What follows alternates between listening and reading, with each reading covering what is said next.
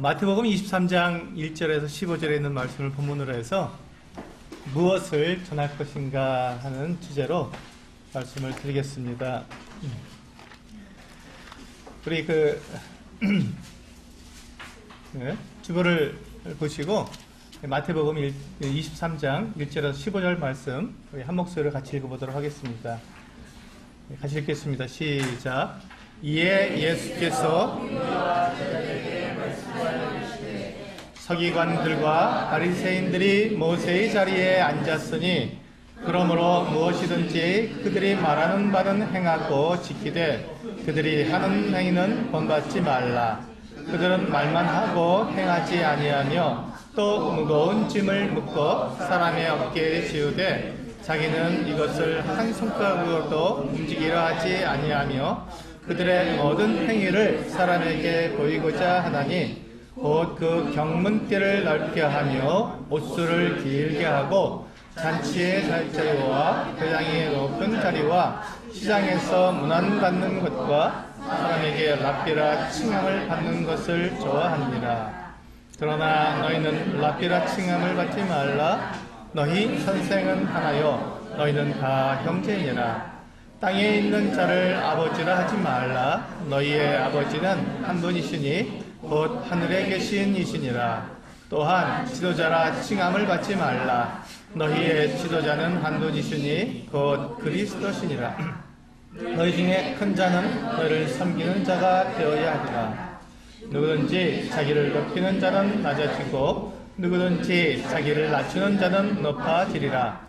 하실진저 외식하는 서기관들과 바리새인들이여, 너희는 천국문을 사람들 앞에서 닫고 너희도 들어가지 않고 들어가려 하는 자도 들어가지 못하게 하는도다.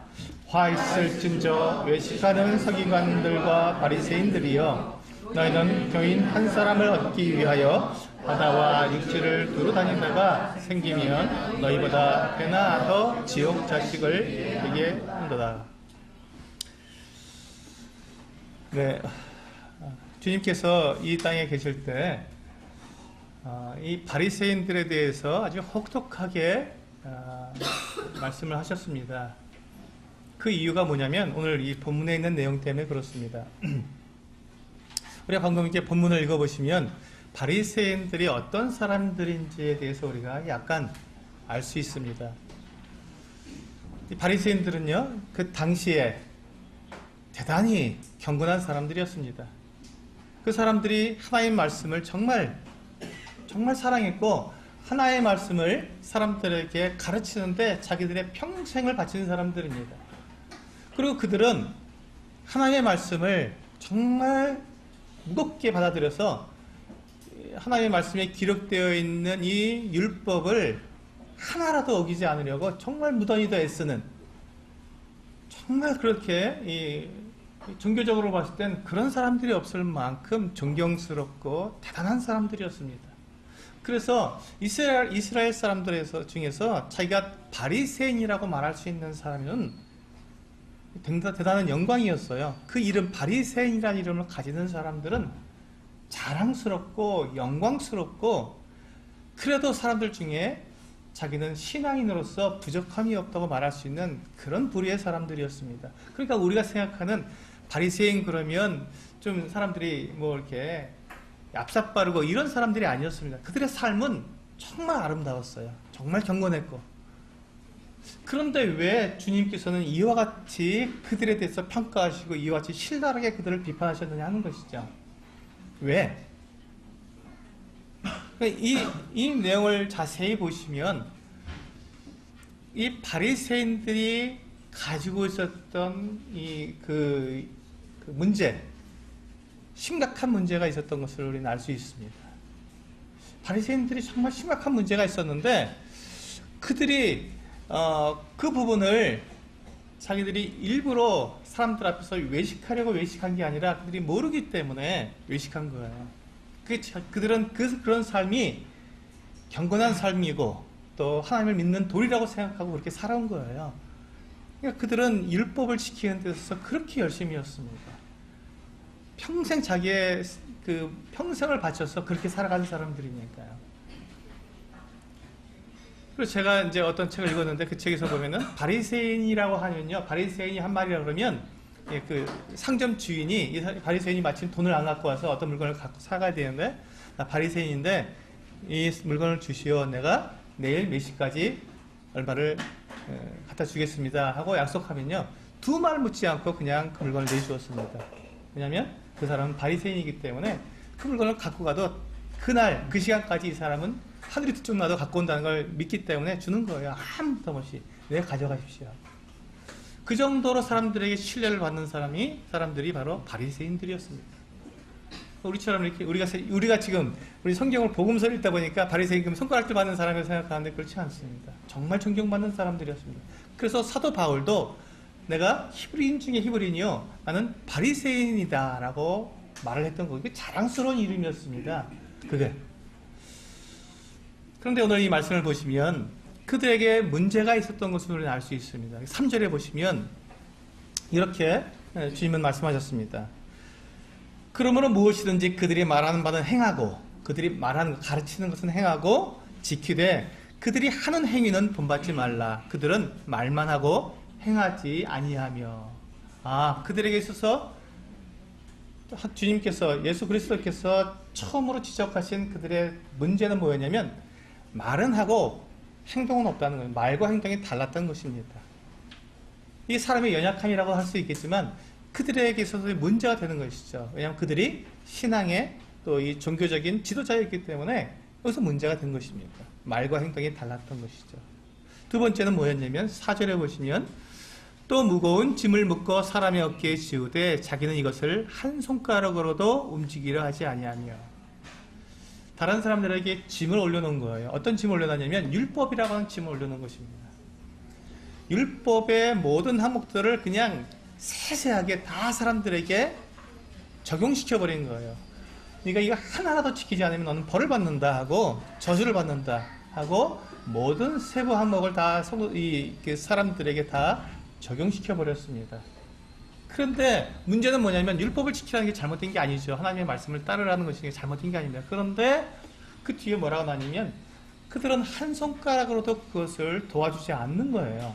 무슨 말이냐면 그 사람들이 우리가 율법을 지키려고 하지 않았습니까? 우리도 똑같이 거룩하게 살려고 하는데 우리도 율법을 지키고 우리도 깨끗하게 이 세상을 살아가려고 하는데 안 되지 않습니까? 안 됐을 때 그것을 도와서 그를 위로해주고 다시 힘을 주어서 다시 하나님을 향해서 사랑하는 마음으로 나아갈 수 있도록 그를 도와줘야 하는데, 그것이 진짜 이 하나님의 말씀을 가르치는 자의 태도인데, 그가 율법을 어겼다고 하는 순간 그를 정죄하고 비판하고 그걸 갖다가 완전히 정말 이렇게 쓰레기처럼 취급해버리는 것이죠. 너는 이제 틀렸어 라고 이렇게. 그래서 그가 도저히 다시 일어날 수 없을 만큼 그렇게 만들어버리고, 그래서 그가 이렇게 정말 뭐 재물도 드리고 헌금도 드리고 어마어마하게 해서 겨우 다시 회복되도록 이렇게 만드는 사람들이 바리새인이었습니다. 그러니까 도와주지 않는 것이죠. 근데 주님은 그렇지 않지 않습니까? 이게 문제였던 것입니다. 그러니까 세 번째는요, 5절에 보시면 그들의 모든 행위를 사람에게 보이고자 하나니 곧 그 경문띠를 넓게 하며 옷을 길게 하고. 여기 보시면 바리새인들의 가장 큰 문제가 바로 이것이었습니다. 그들의 모든 행위를 어떤 목적으로 한다고요? 사람들에게 보이려고, 보이기 위해서 그들은 모든 행위를 하는 사람들이었습니다. 그러니까 이 바리새인들의 그 모습을 보았을 때, 그들의 삶의 목적을 보았을 때, 그들의 삶의 목적은 하나님께 있지 않았습니다. 그들의 삶의 목적은 오직 다른 사람이 나를 어떻게 볼 것인가, 다른 사람이 나를 어떻게 인정할 것인가, 거기에 포커스가 있었던 것이죠. 그러니까 그 6절을 보십시오. 잔치의 윗자리에 앉아야 됩니다. 잔치 자리에 가면은 늘 자기는 제일 상석에 앉아야 되는 거예요. 왜? 나는 누구니까? 바리새인이니까. 당신들을 가르치는 사람인데 내가 최고 윗자리에 앉아야지, 제일 상석에 앉아야지 라고 말합니다. 그렇지 않으면 기분 나빠하고, 그렇지 않으면 자기가 너무 모멸감을 느껴서 그냥 뛰쳐나갈 수 있는 그런 사람들인 거예요. 두 번째, 회당의 높은 자리에, 이렇게 회당에 오면 제일 높은 자리에 앉아야 합니다. 제일 상석에 앉아야 됩니다. 그리고 7절에 보시면 시장에서 문안을 받아야 됩니다. 이분들이 이제 바리새인들이 시장에서 큰 넓은 데서 기도하기를 좋아했습니다. 사람들 보는 데서 기도합니다. 기도하면 사람들이 가서 라비어 하고 인사하면서 문안 받는 거예요. 라비어 평안하십니까? 오늘도 평안하십시오. 저기 또 평안을 빌어주십시오. 이렇게 이걸 좋아하는 거예요. 인정받으니까. 그러니까 이 바리새인들의 삶의 목적은 오직 이것이었습니다. 다른 사람들이 나를 어떻게 볼 것인가? 내가 다른 사람들에게 인정받느냐 그렇지 못하느냐 거기에 모든 것이 있었습니다. 그래서 마지막에 7절 후반부에 보시면 사람에게 랍비라 칭함받는 것을 좋아하느니라. 그러니까 이 사람들이 경건한 이유가 무엇입니까? 경건하게 살아가는 이유가 무엇입니까? 다른 사람들에게 경건한 사람이라고 인정받기 위해서. 이 사람들이 헌금하는 이유가 무엇입니까? 다른 사람들에게 정말 하나님께 헌신된 사람이라고 인정받기 위해서. 거기에 하나님은 어디 있습니까? 없습니다. 하나님이 빠진 종교적인 삶에서 인정받기 위해서 바리새인들은 그렇게 했던 것이죠. 근데 이것을 사람들의 눈으로는 구별이 될까 안 될까요? 안 되죠. 사람들의 눈으로는 구분이 안 돼요. 어떻게 그걸 구분하겠습니까? 그 사람이 무슨 마음으로 헌금하는지, 그 사람이 무슨 마음으로 성경을 읽고 암송하고 사람들에게 축복하는지, 그걸 어떻게 알겠습니까? 사람의 마음을 어떻게 알겠습니까? 아무도 모르는 거예요. 그러니까 다른 사람들이, 일반 사람들이 이 바리새인들의 모습을 볼 때 존경스러운 것이죠. 정말 존경스럽습니다 하고 말하는 것입니다. 정말 훌륭해. 하나님 말씀을 이렇게 신묘막식하게 가르쳐주니 너무너무 감사합니다 하고 그들에게 문안할 수밖에 없는 것이죠. 그런데 주님은 사람의 마음을 아시는 분이시기 때문에 바리새인들이 가지고 있는 그 마음, 그들이 그렇게 하는 그 목적, 그 이유를 정확하게 꿰뚫어 보신 거예요. 그래서 그들에게 대해서 이렇게 신랄하게 말씀하셨습니다. 너희가 그렇게 경건하게 살고 너희가 그렇게 정말 이 신앙적으로 충만한 삶을 살아가는 것처럼 보이지만 그 이유가 뭐냐? 너희가 바로 인정받기 위해서 아니냐? 이 말씀을 하신 것입니다. 인정받기 위해서. 그래서 주님께서는 8절부터 12절까지의 한 4가지를 정리해서 우리들에게 하지 말아라. 이 바리새인을 보면서 너희는 여기 보시면 1절에 뭐라고 되어 있냐면 이에 예수께서 무리와 제자들에게 말씀하여 이르시되 무리와 제자들과 함께 예수님께 지금 이 말씀을 듣고 있는 사람들이 쭉 나와 있습니다. 근데 그들에게 8절에서 보시면 뭐라고 시작하고 있냐면 8절에 그러나 하고 말씀하십니다. 바리새인들은 그런 목적으로 이와 같이 그 삶을 살아가고 있지만 그러나 너희는 하고 너희는 누굽니까? 너희는 누굴까요? 제자들과 그 말씀을 듣고 있는 무리들이죠. 그러니까 예수님께 말씀을 듣기 위해서 그 앞에 모인 사람들, 그 사람들을 너희는 이라고 부르셨습니다. 그럼 지금 우리는 어떨까요? 우리도 동일하죠. 우리도 예수님 말씀 듣기 위해서 모여와 있으니까 우리도 동일한 것입니다. 너희는 하고 그러나 너희는 이렇게 말씀하시는 것입니다. 그러나 너희는 랍비라 칭함을 받지 마라. 이게 첫 번째죠. 랍비라 칭함을 받지 말아라. 주님은 분명하게 우리에게 말씀하셨습니다. 너희는 랍비라 칭함을 받지 말아라. 너희 선생은 하나요 너희는 다 형제니라. 그렇습니다. 그렇다고 해서 우리가 뭐 선생님이 없다는 게 아니지 않습니까? 선생님이 있습니다. 가르치는 사람이 있고 배우는 사람이 있죠. 당연히. 하지만 그것을 어떻게 한다고요? 계급으로 삼지 말라는 것입니다. 계급으로. 나는 이제 너희의 선생이니까 나를 그렇게 섬겨. 이게 아니라는 것이죠. 가르치는 자는 가르치는 자로 섬기고 배운 자는 배워서 섬기라는 것이죠. 다 섬기는 것이지 누가 누구보다 높고 누가 누구보다 낮은 그런 대상이 아니라는, 계급이 아니라는 것입니다. 이것은 가르치는 일로 봉사하는 것이고 배워서 섬기기 위해서 우리는 배우는 것이죠. 근데 거기에 무슨 상하관계가 존재하겠습니까? 거기엔 상하관계가 없습니다. 다 동일한 것이죠. 그래서 너희는 다 형제니라고 말씀해 주셨습니다. 9절에 보시면 땅에 있는 자를 아버지라 하지 말라. 이게 두 번째 하지 말라라는 말씀입니다. 랍비라 칭함을 받지 말라. 땅에 있는 자를 아버지라고 부르지 말아라. 뭐 우리가 아버지와 자식이 있는데 아버지라고 그 말씀하시는 게 아니지 않습니까? 이 말은 무엇입니까? 하나님께서 너희 아버지시다. 진정한 아버지는 하나님이시다. 그걸 말씀해 주시기 위해서 하시는 겁니다. 그런데 지금 많은 경우에 캐톨릭에서는 신부라고 해요. 신부. 갓파더입니다. 파더입니다. 갓파더. 아버지죠. 아버지라고 부르게 되어 있습니다. 주님은 아버지라 부르지 말라는데 아버지라 부르는 거예요. 왜? 아버지라고 부를 때 뭐가 됩니까? 상관관계가 분명해지지 않습니까? 때때로 우리 그 교회에서도 내가 복음으로 너를 낳았으니까 넌 나를 아비라 부르라 이렇게 하는 분들이 간혹 제가 봅니다. 듣습니다. 정말 위험합니다. 그렇지 않습니다. 물론 우리가 복음을 전해서 우리가 거듭나게 했으면 참 감사한 일이지만 그렇다고 그분이 나의 아버지가 되지는 않습니다. 아비의 심정으로 그를 섬겨주는 것이죠. 그러기 위해서 아비란 말을 사도 바울이 디모데를 대할 때 내가 아버지의 심정으로 넌 내 사랑하는 아들이다 이렇게 부른 것이지 난 네 아버지니까 너 이게 나를 섬겨야 돼. 아버지로 나를 공경해라. 이렇게 위해서 아버지라고 하신 거 그게 그런 표칭을 사용한 것이 아닙니다.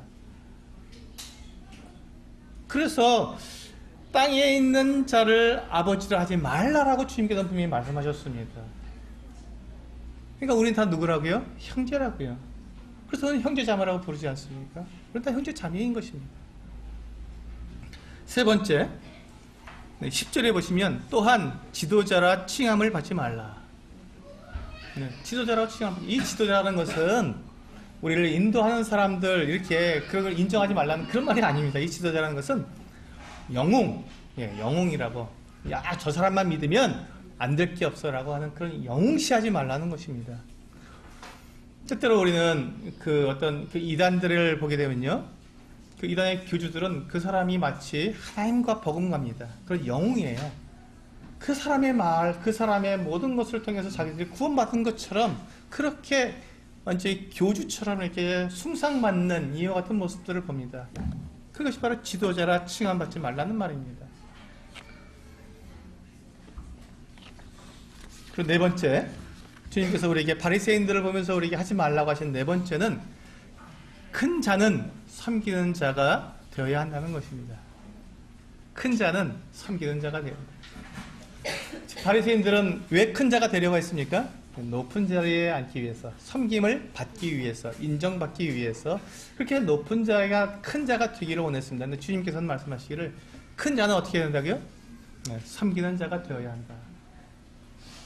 그러나 너희는 큰 자는 섬기는 자가 되어야 한다고 주님께서 그 앞에 주님 앞에 모여있는 제자들과 무리들에게 우리들에게 그렇게 말씀하시는 것입니다.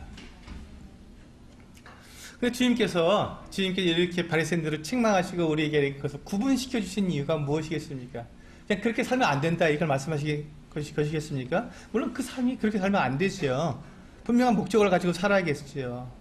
그런데 주님께서 바리새인들을 그렇게 신랄하게 책망하신 이유가 그들의 그와 같은 삶의 결과가 매우 끔찍한 결과를 가져오기 때문에 그렇습니다.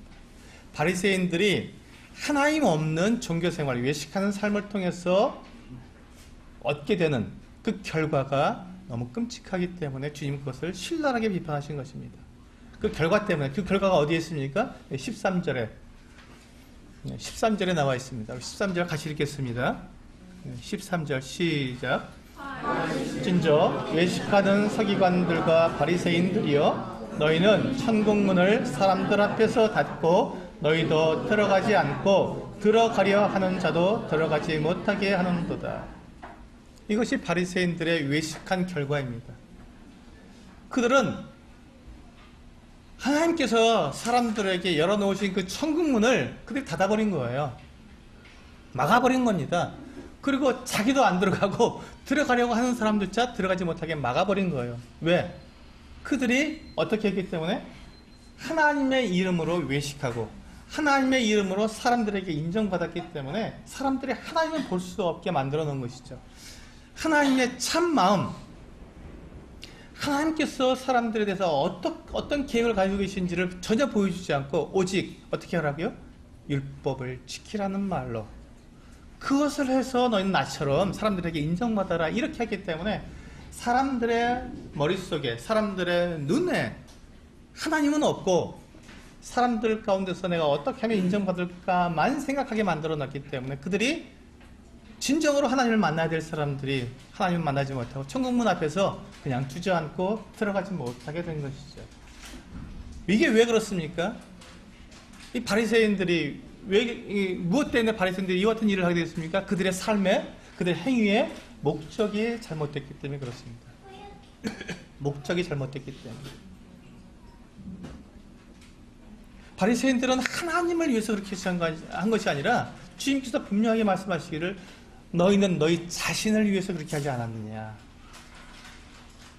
그렇게 그 결과가 무엇이냐? 천국 문을 닫은 일이다. 얼마나 끔찍한 일입니까? 얼마나 무서운 일입니까? 사람들 앞에서 천국 문을 닫아버린 사람이라면 그 얼마나 두려운 일입니까? 그리고 15절에 보시면 두 번째, 정말 제가 오늘 드리고자 하는 말씀입니다. 15절을 보시면 우리 같이 읽겠습니다. 15절 시작.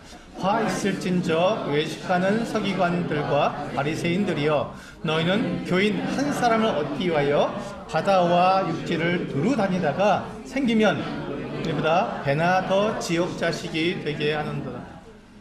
정말 두려운 일이지 않습니까? 이 바리새인들이요, 가만히 있지 않았습니다. 교인 한 사람을 얻기 위해서요, 바다와 육지를 두루 돌아다니는 겁니다. 한 사람을 얻기 위해서 정말 게으르지 않게 열심히 충성을 다해서 신실하게 사람들을 찾아다닌 것입니다. 부지런히 자기들의 그 같은 교리를 전파하고 자기들의 삶을 전파하고 자기들을 따르도록 만든 것이에요. 그러다가 한 사람을 얻으면 어떻게 한다고요? 그 결과가 무엇입니까? 뭐라고 말씀하시겠습니까? 주님께서 그들을 어떻게 한다고요? 배나 더 지옥 자식이 되게 만든다고요. 배나 더 지옥 자식이 되게 만듭니다. 그 이유가 무엇이? 어떻게 해서 그렇게 만듭니까? 바리새인들이 무엇 때문에 사람들을 더 배나 더 지옥 자식 되게 만든다고요? 그들의 외식하는 말과 외식하는 태도 때문에, 그들의 삶의 목적이 자기를 향하도록 만들어놨기 때문에 배나 더 지옥 자식이 되게 만든다는 것입니다. 이것을 우리는 두려워해야 합니다. 여기서 우리가 깊이 생각해 볼 것이 한 가지가 있습니다. 오늘 제가 드리고자 하는 말씀입니다. 깊이 생각해 봐야 합니다. 우리는 누구를 만나느냐에 따라서 우리의 인생이 바뀌는 것입니다. 만약에 이 바리새인들을 만난다면 어떻게 되겠습니까? 바리새인을 만나서 바리새인이 하는 말을 듣고 바리새인의 가르침을 따르고, 그래서 바리새인처럼 되면 그 사람은 어떤 사람이 됩니까? 배나 더 지옥 자식이 되는 것입니다. 배나 더 지옥 자식이 되는 이유가, 그 방법은 너무 쉽습니다. 바리새인 같은 사람만 만나면 되는 거예요. 하나님 없이 사람들에게 인정받고자 하는 그 같은 삶의 태도를 본받아서 나도 똑같이, 저들과 똑같이 나도 인정받는 사람이 되고자 그렇게 그 삶의 목적을 세우게 된다면, 그는 배나 더 지옥 자식이 되는 것입니다. 누구를 만나느냐가 대단히 중요합니다. 그렇다면 이 세상에 살고 있는 많은 사람들이 지금 누구를 만나고 있습니까? 어떤 사람을 만나고 있습니까? 정말 생명을 얻을 수 있고 정말 참 생명을 줄 수 있는 그분을 만나고 있습니까? 아니면 그들을 멸망으로 인도하고 있는 그 같은 선생들을 만나고 있습니까? 우리 생각해 보시면 정말 중요한 것입니다. 지금 이 세상에 70억이 넘는 사람들이 살고 있는데 그 70억이 넘는 그 수많은 사람들이 누구를 만나고 있습니까? 그들이 어려서부터 노인에 이르기까지 그들의 삶에서 어떤 사람은 선생으로 만나고 있습니까? 그들의 귀에 늘 들려오는 말이 어떤 말이고 그들의 눈이 보고 있는 그 사람들이 어떤 사람들입니까? 만약에 그 사람들 눈앞에 그 사람들의 귀에 들려오고 보여지는 그 같은 모습들이 바리새인과 같은 모습이라면 그 사람은 어떻게 된다고요? 배나 더 지옥 자식이 되는 것입니다. 배나 더 지옥 자식이 되는 것입니다. 그런데 우리가 만나야 할 그분은 누굽니까? 우리 요한복음 14장 6절, 우리 주보를 보시고 요한복음 14장 6절 우리 같이 한번 읽겠습니다.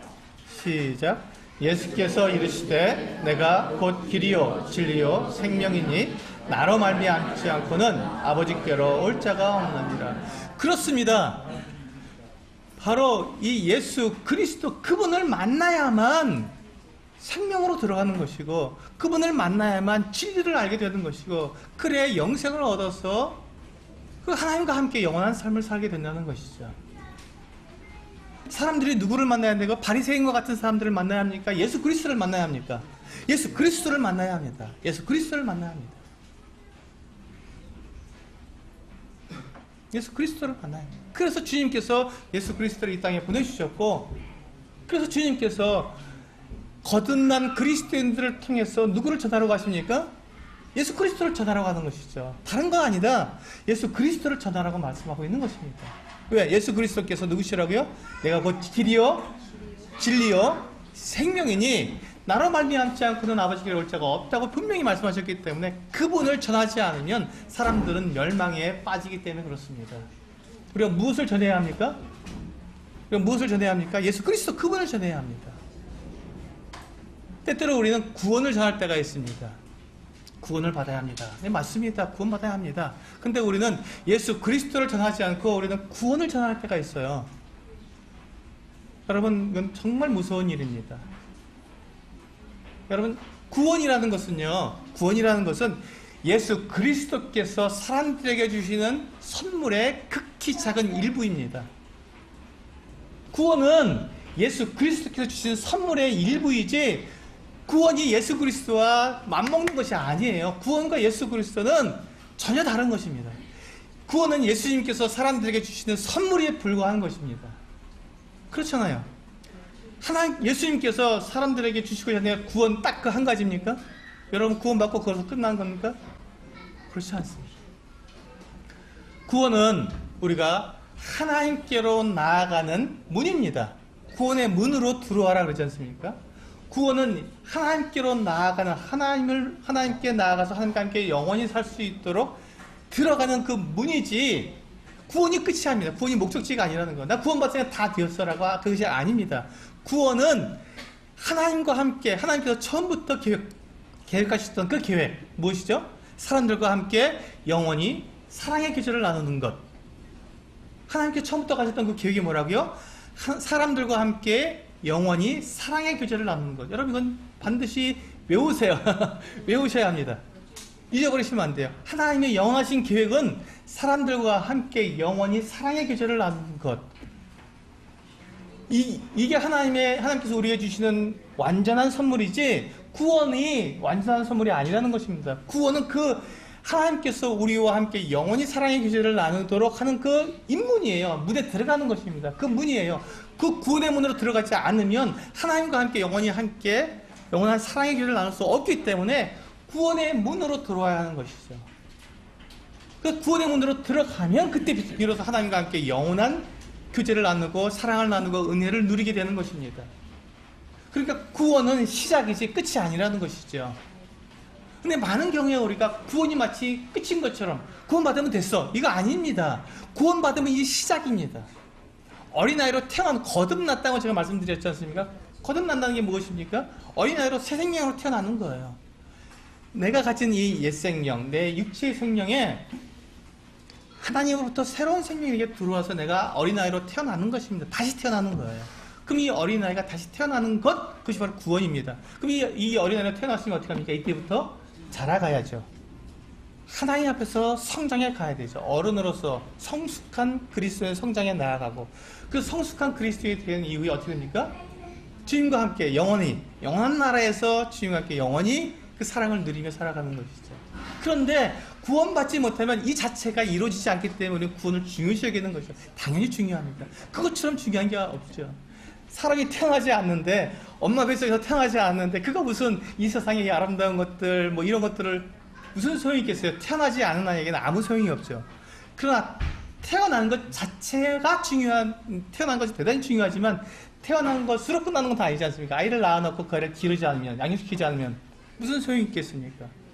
그것처럼 구원은, 우리가 사람들에게 구원은 바로 예수 그리스도를 만나서 거듭나라고 우리가 그들에게 전하는 것이고, 구원받은 사람이 누려야 할 이 영원한 기쁨과 이 행복과 하나님과의 사랑의 교제를 누리도록 주는 그것이지, 그래서 우리는 구원을 전하는 것이 아니라 우리는 예수 그리스도를 전하는 사람들입니다. 우리는 예수 그리스도를 전하는 사람들입니다. 그래서 주님께서 이 요한복음 14장 6절에서 내가 곧 길이요 진리요 생명이라고 말씀하신 거죠. 그래서 우리는 예수 그리스도를 전합니다. 우리가 무엇을 전한다고요? 구원을 전하지 않습니다. 우리는 예수 그리스도를 전합니다. 예수 그리스도를 전하는 사람들입니다.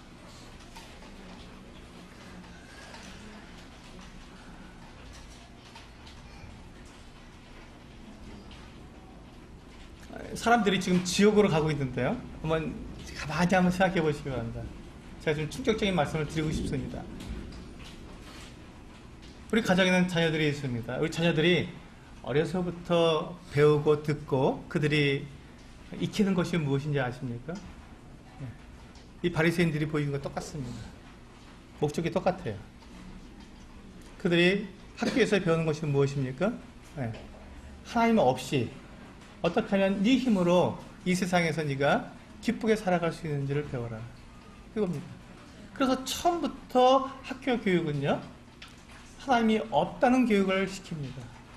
그래서 사람이 어디서 왔느냐 그러면 진화되었다고 가르쳐 줍니다. 하나님이 없어야 되니까요. 아이들이 초등학교 3학년이 되면 그때 처음 배우는 게 진화입니다. 진화에 대해서 배웁니다. 아이들은 어려서부터 하나님은 없구나. 그러니까 어떻게 살아갑니까? 내가 이 세상에서 그냥 그렇게 먹고 마시고 입고 즐기는 것에 최선을 다해서 살아가면 된다라고 생각하는 것이죠. 그것이 무엇입니까? 바리새인들이 갖고 있는 목적과 똑같지 않습니까? 내가 사람들한테 인정받고 내가 높임받고 그것이 삶의 목적이 된다면 우리는 그 사람들을 어떤 사람이라고 주님께서 말씀하셨습니까? 배나더 지옥 자식이라고 말씀하고 있습니다.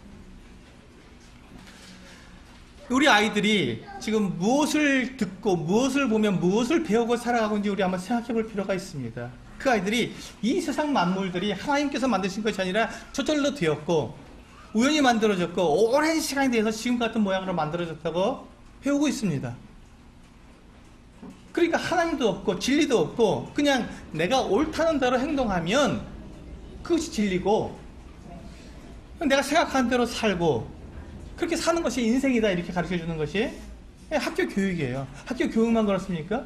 학교에서 졸업한 다음에 그 다음에 그들이 인문학이라는 것을 배우지 않습니까? 요즘 인문학이 열풍인데 인문학이 무엇입니까? 인문학의 맨 마지막 인문학의 최종 목적지가 어딘지 아십니까? 인문학의 최종 목적지가 내가 곧 하나님이다. 내가 곧 신이다. 이것이 인문학의 맨 마지막입니다. 그것이 끝입니다. 내가 곧 신이다 라고 말하게 만드는 것. 그것이 인문학의 끝입니다. 모든 종교의 목적이기도 하고요. 내가 하나님이라고 만드는 것이 인문학입니다. 여러분, 우리가 이 세상에서 보고 듣고 배우고 있는 것들, 우리 아이들이 보고 듣고 그 목적을 삼아서 가고 있는 그 길이 예수님께서 이 바리새인들을 신랄하게 비판했던 그 목적과 조금도 다름이 없다는 것입니다. 똑같아요. 그래서 그 결과가 뭐라고요? 그 결과가 배나더 지옥 자식이 되는 것입니다. 우리의 자녀들을 이 세상에서 그렇게 배나더 지옥 자식이 되도록 만들어 놓고 있다는 것입니다. 근데 우리는 그거에 대해서 아무런 감각이 없어요. 왜? 학교 교육이니까 당연히 받아야 하는 거니까. 남들도 다 그렇게 살아가고 있으니까 그럼 다 똑같이 살아가는 거지 라고 우리는 생각하고 그들에게 누구를 소개시켜주지 않는다고요? 예수 그리스도 그분을 소개시켜주지 않고 있지 않습니까? 그것이 문제인 것입니다. 물론 세상은 당연히 우리가 당연히 생각하는 것처럼 세상에서 당연히 그것을 보고 배울 수밖에 없습니다. 그렇다면 우리는 어떻게 해야 합니까? 그것이 진리가 아니고 참 진리는 예수 그리스도 그분이라는 것을 우리는 우리의 자녀들에게 알려줘야 한다는 것이죠. 그것이 없으면 그들은 지옥 문 앞에 천국 문 앞에 들어가지도 못하고 배나더 지옥 자식이 되어서 멸망하게 될 것입니다. 한번 생각해 보시고 내가 자녀들을 사랑한다고요? 우리 부모님들 다 자녀들을 사랑하지 않습니까? 정말 사랑한다면 그들이 지금 멸망할 길로 가고 있는데 지금 아이가 장난감 자동차를 타고 쭉 가면서 차가 다니고 있는 대로변으로 쭉 가고 있는데 그래 잘 간다 잘한다 하고 손뼉 칠 수 있겠습니까? 그렇게 위험한 곳으로 지금 대로로 가다가 장난감 자동차를 타고 막 가고 있는데 차가 달려오고 있는데 그걸 보면서 괜찮아 그렇게 말할 부모가 있냐고요? 없지 않습니까? 그걸 사랑이라고 말하지 않습니까? 그렇게 하면 안 된다고 말리고 뜯어 말리고 올바른 길로 돌아가라고 끌어당기는 것을 사랑이라고 말하지 않습니까? 그러면서 우리가 이 땅에 70년 80년 사는 이 육체의 생명을 그렇게 보호해주면서 영원한 멸망 영원한 죽음 지옥에 가는 것에 대해서는 우리는 편하게 살고 있는 이것이 얼마나 두려운 일인지 우리는 생각해 봐야 한다는 것입니다. 그들에게 예수 그리스도 그분이 길이요 진리요 생명이라는 것을 알려주지 않으면 그들은 당연히 멸망한 길로 갈 수밖에 없다는 것입니다. 그런데 참 감사한 것은요, 그런 가르침을 받고 성장하는 아이들도요, 세상에서 그렇게 가르침을 받고 또 학교에서 그런 가르침을 받고 그렇게 세상에 그 가르침을 받고 자라가는 아이들에게도 예수 그리스도 그분을 정확하게 전해주면요, 그 아이들도 예수 그리스도를 믿고 거듭난다는 거예요. 하나님의 은혜를 깨닫고 하나님을 믿게 된다는 거예요. 이것이 놀라운 일 아닙니까? 제가 그랬고요, 여러분들이 그랬고, 지금 우리 가운데 있는 우리 학생들도 지금 그렇게 해서 구원받고 하나님을 찬양하고 있지 않습니까? 이게 하나님의 은혜인 것이죠. 세상이 아무리 우리들의 아이들의, 우리 가족들의, 우리 친구들의 눈을 가리고 귀를 막고 그 멸망으로 이끌어가도 우리가 예수 그리스도 그분을 정확하게 그 사람들에게 알려주게 된다면 그들이 예수 그리스도를 믿고 거듭나게 된다는 것입니다. 이게 주님께서 우리에게 주신 은혜입니다. 그래서 우리는 이 복음전도 집회를 우리는 준비하고 있는 것입니다. 안 될 것 같은데 저 사람은 도무지 변화될 기미가 보이지 않는 것처럼 보여도 그들에게 이것이 진리고 이것이 생명이고 이것이 길이라고 알려주게 된다면 하나님의 능력으로 그가 진리 가운데 들어오고 생명 가운데로 들어오게 된다는 것입니다. 이것이 하나님의 약속입니다. 그 이유가 뭐냐, 우리 그 요한복음 3장 16절과 17절 우리 잘 알고 있는 말씀이죠. 같이 읽어보겠습니다. 시작. 하나님이 세상을 이처럼 사랑하사 독생자를 주셨으니 이는 그를 믿는 자마다 멸망하지 않고 영생을 얻게 하려 하심이라. 하나님이 그 아들을 세상에 보내신 것은 세상을 심판하려 하심이 아니요 그로 말미암아 세상이 구원을 받게 하려 하심이라. 그렇습니다. 하나님께서 계획하신 것은요, 이 세상을 심판하려 하는 것이 아닙니다. 하나님의 마음은 세상을 심판해서 지옥에 던지는 것, 멸망시키는 것이 하나님의 계획이 아니라고요. 오히려 하나님께서는 뭐라고요? 17절에 그로 말미암아 예수 그리스도로 말미암아서 세상이 구원을 받게 하려 하심이라. 구원받게 하려고. 이게 하나님의 마음이라는 것입니다. 이게 하나님의 마음이라는 것이에요.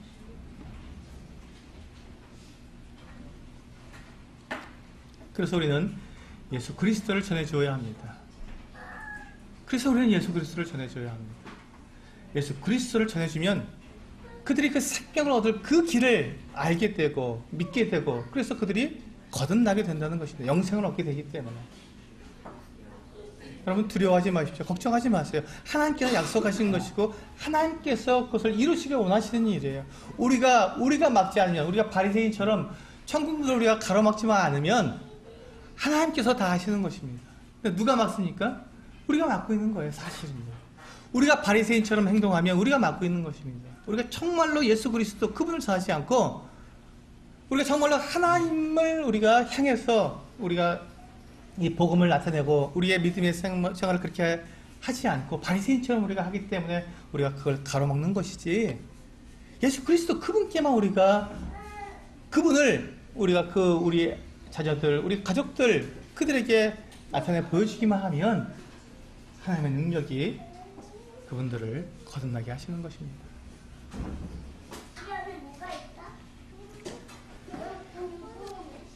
주님은 우리를 얼마든지 구원하실 수 있습니다. 모든 사람을 구원하실 수 있습니다. 우리 한번 보실까요? 마태복음 16장 16절 한번 같이 읽겠습니다. 시작. 시몬 베드로가 대답하여 이르되 주는 그리스도시요 살아계신 하나님의 아들이십니다. 여기 보세요. 예수님은 누구시라고요? 그리스도라고요. 예수님은 그리스도시라고요. 그리스도가 무슨 뜻입니까? 구원자라는 말이에요. 구원자. 주는 그리스도. 예수님 당신은 구원자이십니다.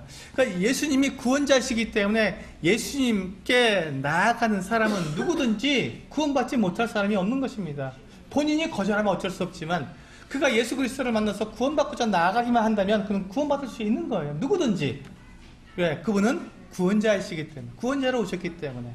그리고 두 번째, 그분은 그리스도일 뿐만 아니라 그 다음에 뭐라고 되어 있습니까? 하나님의 아들이라고 말씀하고 있습니다. 이게 중요합니다. 예수 그리스도께서 그냥 사람이라면 어떻게 사람을 구원할 수 있겠습니까? 그분이 하나님의 아들이시기 때문에 그분의 구원은 분명한 것입니다. 확실한 것이고, 예수 그리스도 그분처럼 완전한 해결책이 없고, 예수 그리스도 그분처럼 우리의 구원의 능력이 되시는 분이 없습니다.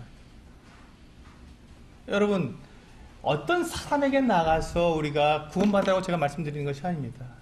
어떤 교회에 와서 구원받으라는 것이 아닙니다. 오직 딱 한 길, 그분밖에 없습니다. 예수 그리스도.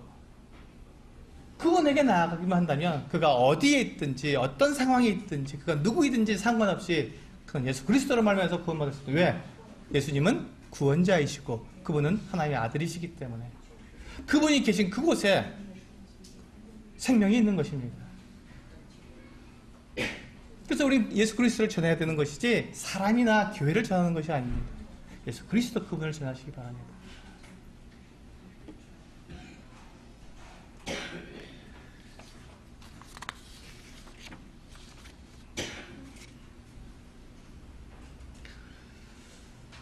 네, 우리 고린도전서 15장 3절에서 8절에 있는 말씀을 읽고 마치도록 하겠습니다.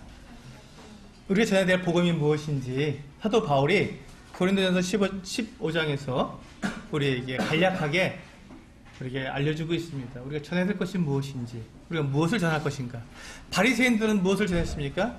자기를 전했습니다. 나 이런 사람이니까 나를 따르면 너도 나처럼 되게 만들어줄게. 그렇게 해서 되게 만든 게 무엇입니까? 배나 더 지옥 자식이 되게 해준 것입니다. 그래서 우리는 그와 같이 전해서는 안 된다. 바리새인처럼 전해서는 안 되는 것이죠.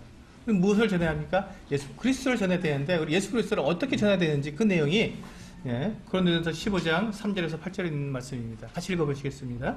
시작.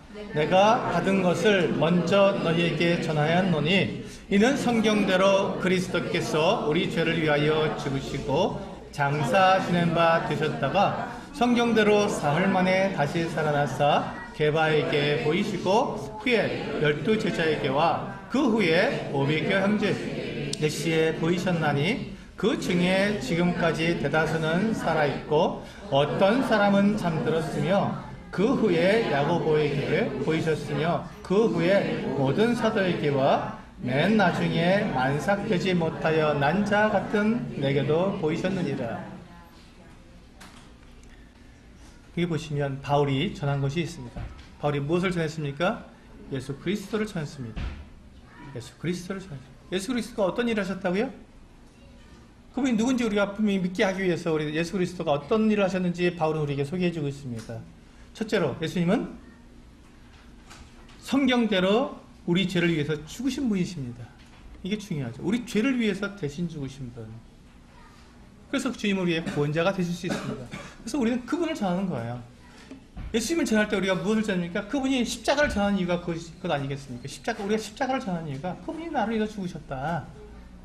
그래서 우리 예수님의 죽으심, 그 십자가를 전하는 것입니다. 그게 반드시 필요하죠. 두 번째가 무엇입니까? 4절에 장사 지낸 바 되셨다가 성경대로 사흘 만에 다시 살아나셨다는 것입니다. 그분이 죽으셨는데 장사 되신 지 사흘 만에 죽은 자 가운데 다시 살아나셨다. 부활하셨다는 것입니다. 그래서 우리는 예수 그리스도의 부활을 전해야 합니다. 왜 부활이 중요합니까? 부활이 그분께서 하나님의 아들이심을 우리들에게 증거해 주는 증거이기 때문에 그렇습니다. 예수님께서 하나님의 아들이심을 우리가 알 수가 없는데 무엇을 알 수 있다고요? 그분의 부활을 통해서 알 수 있습니다. 예수님의 부활이 그래서 중요한 거예요.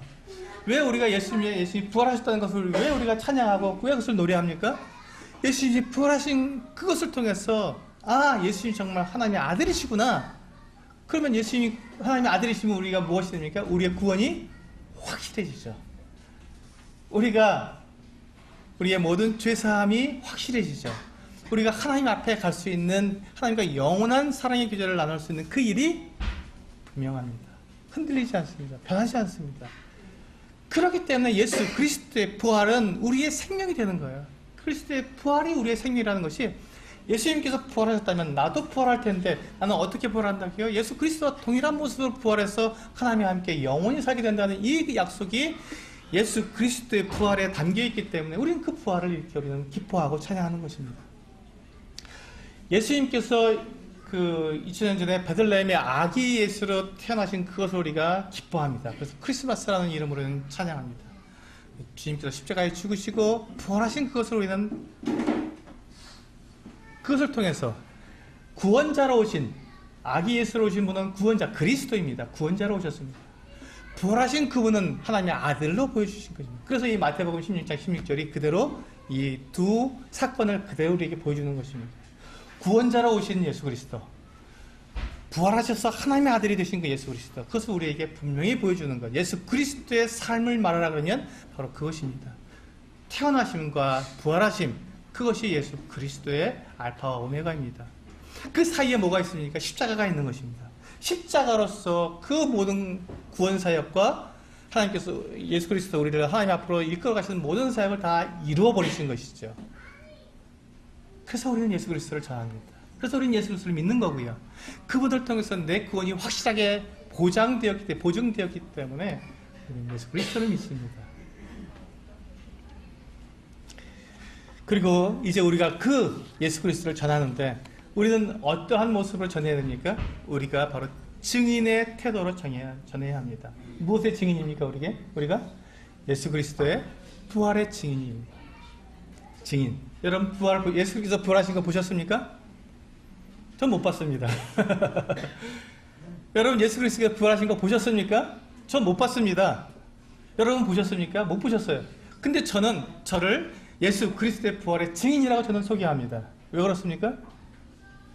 보지도 못했는데 어떻게 증인이 됩니까? 말합니다. 그런데 이 복음서에서 예수 그리스도께서 부활하신 그 사건을 정확하게 본 분들이 그 본 것을 그대로 기록해서 나에게 알려주었습니다. 내가 그것을 보았을 때 그 증인이 한 말, 그것을 내가 들었기 때문에, 그것을 보았기 때문에 내가 그것을 확실하게 믿기 때문에 나도 증인의 반열에 들어간 것이죠.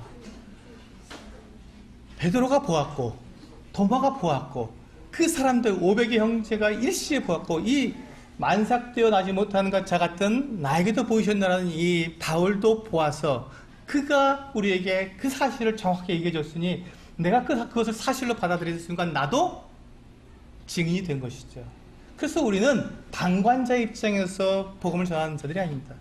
내가 부활의 증인의 입장에서 전하는 것입니다. 내가 보았다. 어디서 봤냐? 성경에서 보았다. 예수 그리스도께서 거짓말할 수 없는 이 성경, 단 한치 오차도 없는 이 성경에서 그 증인들이 실제 그 현장에서 본 그들의 한 말을 내가 읽었고 내가 그것을 믿었기 때문에 나도 동일하게 그 증인의 반열에 있는 사람이다. 그러니 내가 증인으로서 넌 당신에게 말하니 예수 그리스도는 바로 나의 구원자시요 하나님의 아들이시다라고 우리가 전하는 것입니다. 여러분 이것을 전하지 않으면 사람들은 바리새인의 가르침에 그들이 천국문 앞에 갔다가 거기서 막혀서 천국에 들어가지 못할 것이고 바리새인들처럼 외식하는 삶을 본받다가 배나더 지옥 자식이 되어서 멸망할 것입니다. 이 세상에 있는 사람들은 그와 같은 삶을 살아가고 있고 지금 거듭나지 못한 구원받지 못한 우리 자식들이 그와 같은 삶을 지금 전철을 밟고 따라가고 있는 것입니다. 그럼 우리는 어떻게 해야 합니까? 우리는 무엇을 해야 합니까? 그래 바로 예수 그리스도 그분을 전해야 합니다. 그분을 알려줘야 합니다. 멸망하기 전에 더 늦기 전에 우리는 그것을 전해줘야 합니다. 우리가 무엇을 전할 것입니까? 오늘 말씀의 제목입니다. 무엇을 전할 것입니까? 우리가 무엇을 전해야 합니까? 예수 그리스도 그분이 나의 구원자시요 그분이 하나님의 아들이십니다 라고 우리는 전해야 합니다. 바리새인들은 자기들의 그 교리, 그 가르침을 전하기 위해서 바다와 육지를 두루 다니며 교인 한 사람을 얻기 위해서 그렇게 다녔습니다. 우리는 어떻게 해야 하는지, 우리는 무엇을 해야 하는지, 이 진리를 우리는 어떻게 전해야 하는지 우리 각자가 주님 앞에서 도전을 받으시고 정말 이 놀라운 복음을 증거할 수 있는 우리 성도님들 되시기를 원합니다. 기도하시겠습니다.